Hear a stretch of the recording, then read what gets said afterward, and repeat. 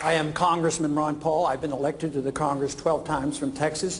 Before I went into the Congress, I delivered babies for a living and delivered 4,000 babies. Now I would like to be known and defend the title that I am the champion of liberty and I defend the Constitution. Thank you. Let's continue the conversation.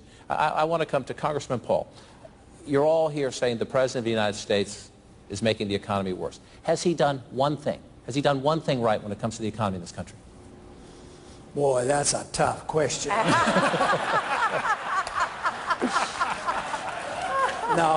I can't think of anything, but may I answer the question that you alluded to before about whether or not 5% is too optimistic. No, there's nothing wrong without setting a goal of 5 or 10 or 15% if you have a free market economy. We're trying to unwind a Keynesian bubble that's been going on for 70 years, and you're not going to touch this problem until you liquidate the bad debt and the malinvestment, go back to work, but you have to have sound money. You have to recognize how we got into trouble. We got into trouble because we had a financial bubble, and it's caused by the Federal Reserve. If you don't look at monetary policy, we will continue the trend of the last decade. We haven't developed any new jobs in the last decade. Matter of fact, we've had 30 million new people and no new jobs. It's because the people don't understand monetary policy and central economic planning. Free markets will give you 10 or 15% growth or whatever, and you will not have to turn it off because you think it's going to cause inflation. It doesn't work that way. I'm going to jump in here. I'm going to ask one more time politely. We want to get as many voters as we can involved. And I'm standing here with Mike Patinsky. He's a small business owner from Harrisville, New Hampshire. And Mike, what question do you have tonight? Well, for the candidates, I'd like to know how they plan on returning manufacturing jobs to the United States. Congressman Paul, why don't you start with that one? Pretty important, because everything we've done in the last 20 or 30 years, we've exported our jobs. And when you have a reserve currency of the world and you abuse it, you export money. That becomes the main export, so it goes with the money. You have to invite capital. The way you get capital into a country, you have to have a strong currency, not a weak currency. Today, it's a deliberate job of the Federal Reserve to weaken our currency. We should invite capital back. First thing is we have trillions of dollars, at least over $1 trillion of U.S. money made overseas, but it stays over there because if they bring it home, they get taxed. If you want to, we need to get the Fed to quit printing the money, and if you want capital, you have to entice those individuals to repatriate their money and take the taxes off us, set up a financial system, deregulate and de-tax, to invite people to go back to work again. But as long as we run a program of deliberately weakening our currency, our jobs will go overseas, and that is what's happened for a good many years, especially in the last decade. The federal, Congressman Paul, this is for you. The federal government now assists many industries. Green jobs, the auto industry, research and development, all get subsidies. Given the current state of the economy, what standards do you have, if any, for government assistance to private enterprise? Well, there shouldn't be any government assistance to private enterprise. It's not morally correct. It's not legal. It's bad economics. It's not part of the Constitution. If you allow an economy to thrive, they'll decide how R&D works or where they invest their monies. But when the politicians get in and direct things, you get the malinvestment. They do the dumb things. They might build too many houses, and they might not direct their research to the right places. So, no, it's a fallacy to think that government and politicians and bureaucrats are smart enough to manage the economy, so it shouldn't happen. All right, these are the Republicans, the conservative candidates.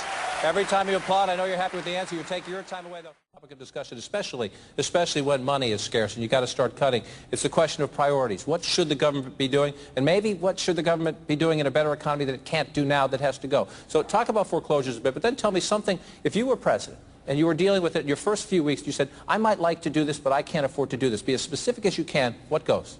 I would want to do much less, much sooner. The government shouldn't be involved. When you take the bankruptcies, we've been doing a whole lot. We've been propping them up. We've had the Federal Reserve buy all the illiquid assets which were worthless, stick it with the taxpayers. People who made the money when the bubble was being blown up, they're the ones who got bailed out.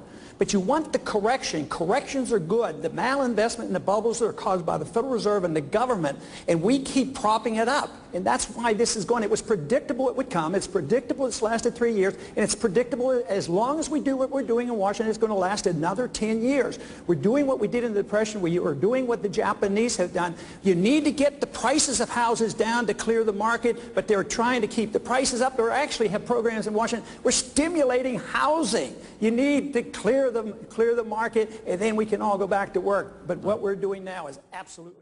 Right now, I want to go down to our audience. We've got Josh McKelvin with a question. Thanks very much, John. And I have Dr. Paul Collins, who you've been running a family practice in Manchester for how long? 27 years. Nice work. So not surprising your question is related to health care. What's your question, sir? Yes, sir. As a member of the baby boomer generation, I've been contributing to Medicare through payroll taxes for over 30 years. How do you propose to keep Medicare financially solvent for the next 50 years and beyond? Let's start with Dr. Paul on this one. Well, under today's conditions, it's not solvent and won't be solvent. You know, if you're an average couple and you paid your entire amount into Medicare, you would have put $140,000 into it. And in your lifetime, you will take out more than 3 times that much. So a little bit of arithmetic tells you it's not solvent. So we're up against the wall on that. So it can't be made solvent. It has to change. We have to have more competition in medicine. And I would think that if we don't want to cut any of the medical benefits for children or the elderly, because we have drawn so many in and got them so dependent on the government, if you want to work a transition, you have to cut a lot of money. And that's why I argue the case that this money ought to be cut out of foreign welfare and foreign militarism and corporate welfare and the military-industrial complex. Then we might have enough money to tide people over. But some revamping has to occur. What we need is competition. We need to get a chance for the people to opt out of the system. Just to talk about opting out of Obamacare, why can't we opt out of the whole system and take care of ourselves? All right, let's continue the conversation. Governor Pawlenty. Congressman Paul, does faith have a role in these public issues, the public square, or is it a personal issue at your home and in your church? I think faith has something to do with the character of the people who represent us. And law should have a moral fiber to it, and our leaders should. We shouldn't expect us to try to change morality. You can't teach people how to be moral.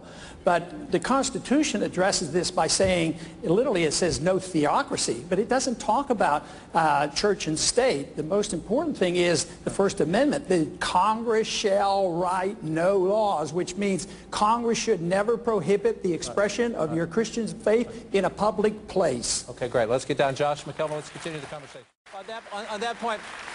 On that point, to voters out there for whom this is an important issue, let's try to quickly go through it. And let me start at this end. We'll just go right through. I'll describe it this way. Are you a George W. Bush Republican, meaning a constitutional amendment to ban same-sex marriage, or a Dick Cheney Republican, who, like I believe the Congresswoman just said, says this should be made, this decision, same-sex marriage, should be a state?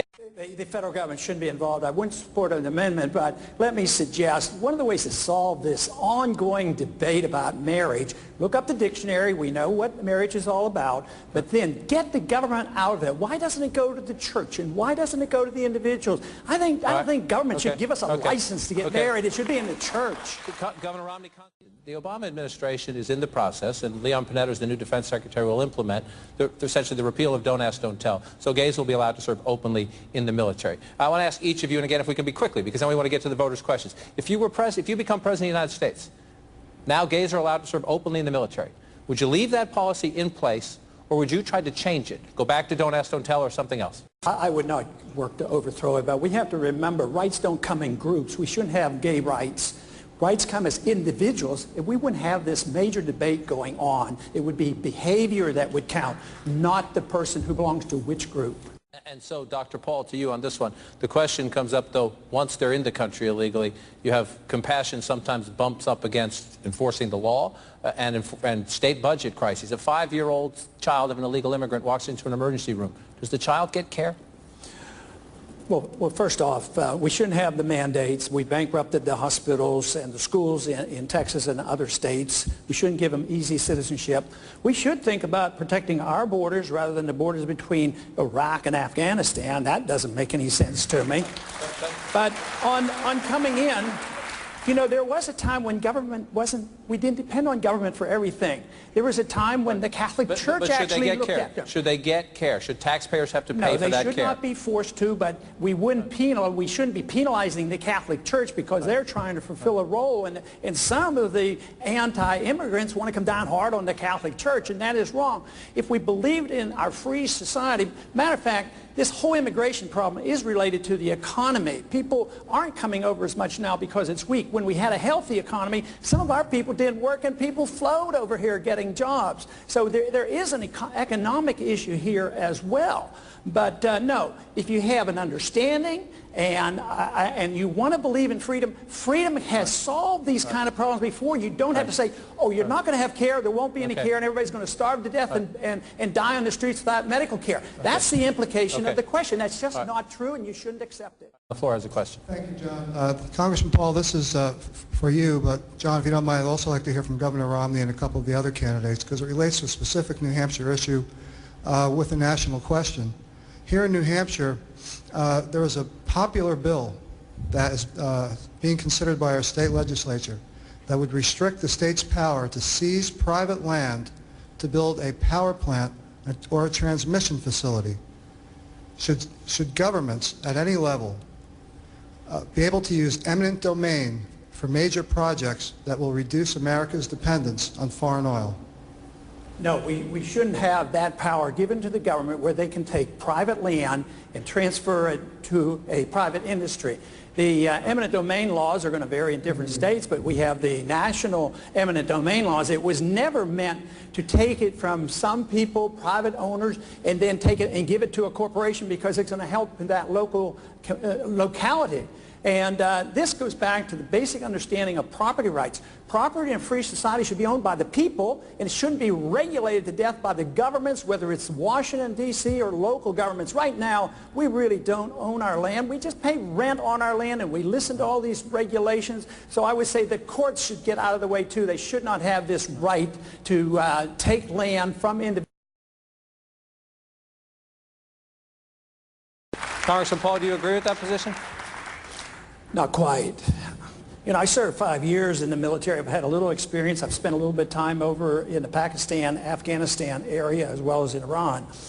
But I wouldn't wait for my generals. I'm the commander-in-chief. I make the decisions. I tell the generals what to do, and I'd bring them home as quickly as possible, and I'd get them out of Iraq as well, and I wouldn't start a war in Libya. I'd quit bombing Yemen, and I'd quit bombing Pakistan. I'd start taking care of people here at home because we could save hundreds of billions of dollars. Our national security is not enhanced by our presence over there. We have no purpose there. We should learn the lessons of history, and the longer we're there, the worse things are and the more danger we're in as well, because our presence there is not making friends, let me tell you. Governor Pawlenty, a growing number of Republicans. Congressman Paul, if you were the President of the United States and you could pick one, but just one of these gentlemen and the lady to join your administration, who would it be and why? To join the administration? Yes. Well, I would think everybody would qualify as... You only get to pick one. It's about choices. I have to pick one. Well, let me look them over. I would have to do a bit more quizzing. I would have to check. Fair. They haven't even told me how they feel about the Federal Reserve yet. They haven't told me about a non-intervention foreign policy. So I'll have to do some more quizzing. We're down to our last.